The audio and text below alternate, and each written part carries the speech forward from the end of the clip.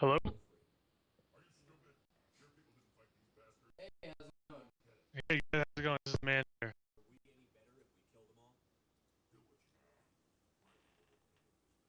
Hey, how are you doing? Good, good. How about you guys? It looks like you're just taking on the matriarch here.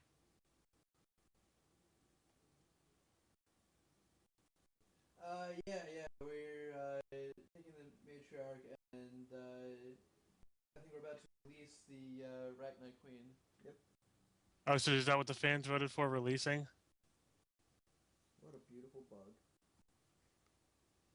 Um, right now, yeah, the way we have it set up is we have two different ways for donating. You can either donate to Renegade or Paragon, and right now, uh, from what I can tell from the Paragon is winning.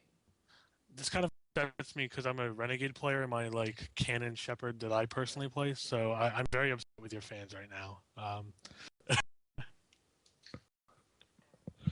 So you guys have been up I all night know, playing I this know. game? I was expecting a bit more of a close race. Those people are dicks. They should be Yes, surrounded. I spent a good few hours alone last night, and then these two came by a few hours ago to help me out. That's good. Before that, I Lots of saw other Bull people and things like joining that. in later. I think we have like a two Yeah. second So delay between I us, am by just the way. I am exhausted right now, but I'm pulling through. Oh yeah. Let me see what I can do to fix this. 1 second. Alright, am I getting on this air trap? Yeah, I guess so. Can I save before that? Is that a thing I can do? Okay. Just let me see if I can even hear save, you right yeah. now. How do I save? Which I cannot. Let me Yeah. play around with some settings so I can. Just so I don't have to do that again. And some people in the chat are saying my mic is kind of low. I'm not sure.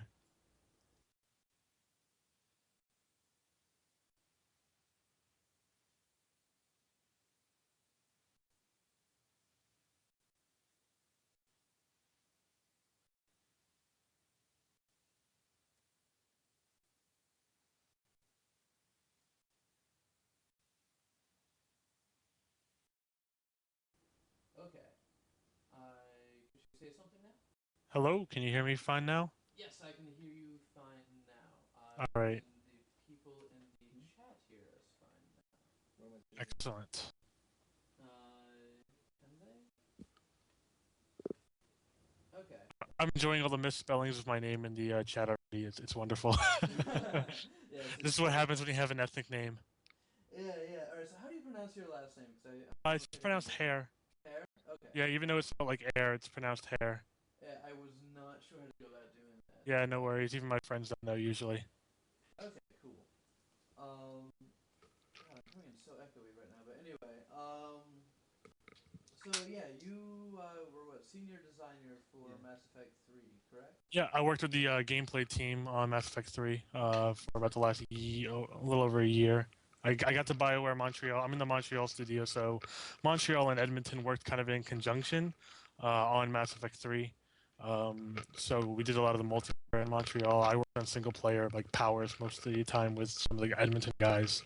I happened to be the only gameplay designer in Montreal, actually, which meant I was spending a lot of time on VidCon with my Edmonton homies.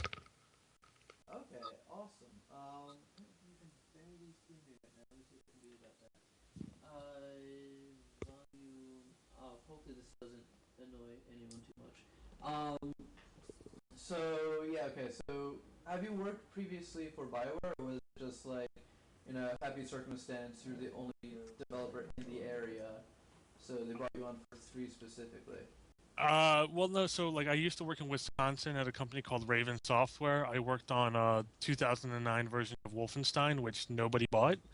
Then I was working on another project as a lead designer for a bit, and it got canceled, unfortunately. And Raven got kind of put on Call of Duty Black Ops and Call of Duty Modern Warfare 3 support, like to help out all the other, because that's a big push at Activision.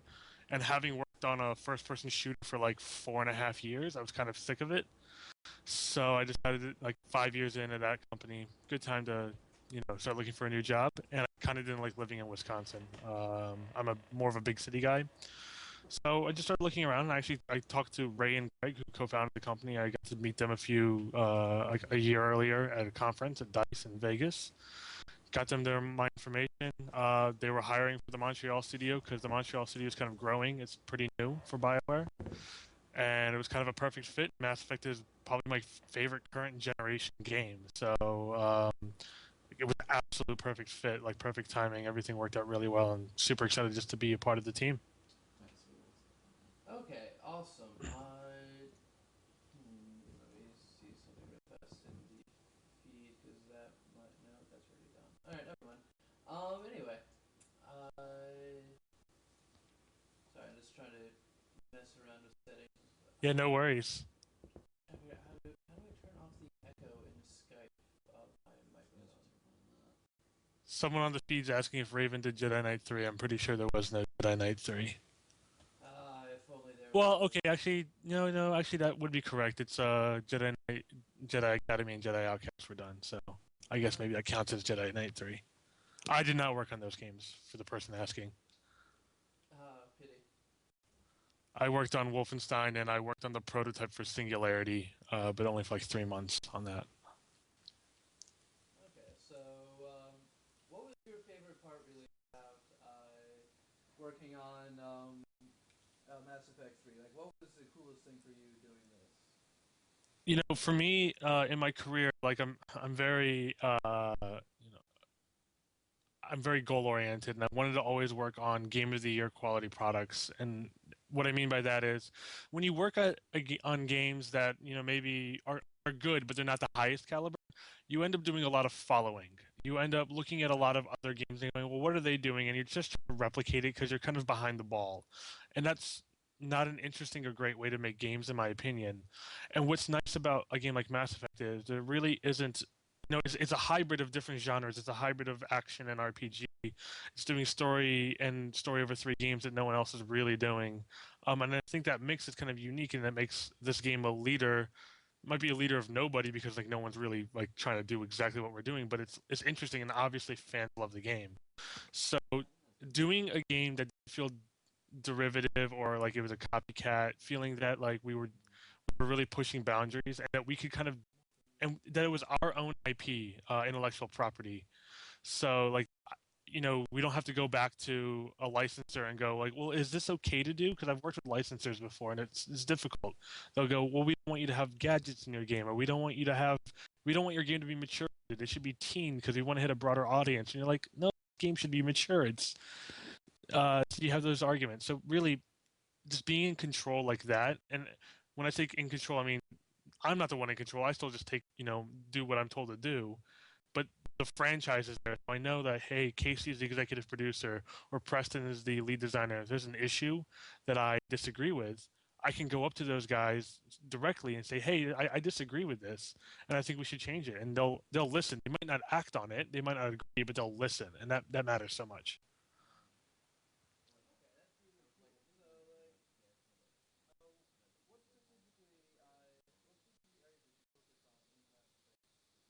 I can barely hear who just asked the question. I'm getting a lot of static now, and like next to no, I can't hear anything.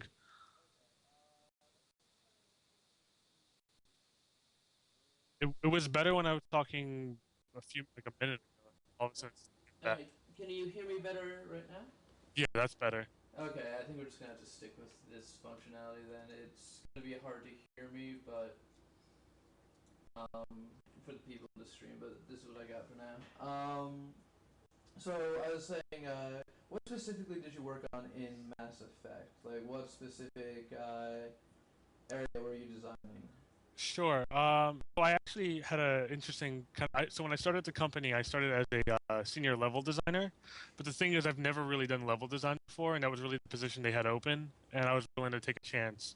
So I ended up building an early version of one of the multiplayer maps that ended up shipping with the game. I took it maybe like halfway through development, and another guy finished it off and made it way better than what I started with. But really, my background was computer science, programming systems, and designing systems. So I moved to the gameplay team a little over a year ago, and basically I worked on the powers for the game, Not alone. I worked with another group of guys. The whole gameplay team's like five of us on the design side. Um, and we worked on power. So there's something like 53, 57 powers if you count all the passive powers, the new powers, the old powers, the bonus powers, the henchman powers, all of that stuff. And there's even the power for the new character in the DLC as well that I had to do after we did the main game. Um, so basically, yeah, I basically spent my entire time just working on power stuff. Okay, cool. So like, how much carried over from Mass Effect 2 in regards to those powers that you were working on? Were those just a base you used, or was it like something a bit more new? No, we did try to. So, when you go from Mass Effect 1 to Mass Effect 2, obviously Shepard dies. We kind of have a nice, convenient narrative reason to start you over at level 1, to change your class, and obviously the power between 1 and 2 is completely different, right? Like, there's like 1,000 powers to choose from in 1 that is daunting, and in 2 you're like, here's 4. And it's very focused. So in 3, we wanted to build off of 2 better, and we didn't want to kill the player off or make them start over at level 1 if they brought if they imported their characters. What we did is we basically kept all the powers the same from 2 to 3 that you start with, and then what we did is we added one new regular power to every single class, and we added one new passive power, which we were calling like a melee passive. I think it's called Fitness at the end of the game. We changed the name of that a few times, so I could be wrong. I believe it's called Fitness, and that's like a melee passive, and it's more. So there's one passive that handles like your weapon damage and your Paragon Renegade outputs, and all. And the other one's like your melee strength and your shields and your health and things like that. Um, the bonus powers we were a little less likely to keep around. We were more than happy to cut out bonus powers that fit, that we didn't like, or that just didn't feel right, and we created some new bonus powers from there. Um, and then we found a way to kind of put them along all of different the different henchmen that we have in the game. Henchman is the term we use for all your squad members. So basically, you put those different powers on the henchmen and you dole them out. And so what we have is a good mix of powers that came from ME2, and we have a good mix of new powers. There was one interesting power, which was the engineer's AI hacking from ME2, which we actually had to do a lot more work on. It's the only power that's kind of radically changed. So in ME3, it's called sabotage. And the reason is AI hacking is all about hacking the Geth. But in ME3, you're not fighting Geth really that much in the game. It's more about taking on the Reapers, and you have to deal with Cerberus at times. So we kind of had to like rejigger that power to kind of work for ME3, and so we were willing to do those sorts of things and not just keep around kind of crappy power that wouldn't be as great for ME3 because of our enemy types. But for the most part, we kind of stuck with what we had, but upgraded. And there's lots of new upgrades. That's the other thing. Okay, so yeah, I've noticed in the Mass Effect demo, there are a lot of new changes. How did that design change between single player and multiplayer for you? Was there like anything consciously you had to do different, or was it essentially just same thing between single player and multiplayer? Yeah, no, there is a change. I have to give credit to one of the designers, Eric Fanyan, who kind of was the guy who helped me with powers the entire time, kind of was my mentor, because he did that work on ME2. And then he basically was handling the multiplayer side of things. He's over in Edmonton. And so there was a few problems we hit. Like one would be balance, right? So sometimes we would find that like, oh, this power is completely overpowered in multiplayer, or it's overpowered if there's like when there's 4 people around. And so we started tweaking numbers in multiplayer, making multiplayer versions. And the other thing that people probably don't really realize or think about, frankly, is performance. Like our game, our game and our powers and all the effects and the sounds and stuff that play, we do that works really well when there's one guy on screen, you and your henchman. When there's 4 people on screen at once doing it, it can like bring the game to a crawl. So we had to go back and like pull back on some of the visual effects for multiplayer, some of the other stuff to kind of just optimize the game. And we pull back in a way that's like hopefully the end player doesn't really recognize or notice that there's something wrong,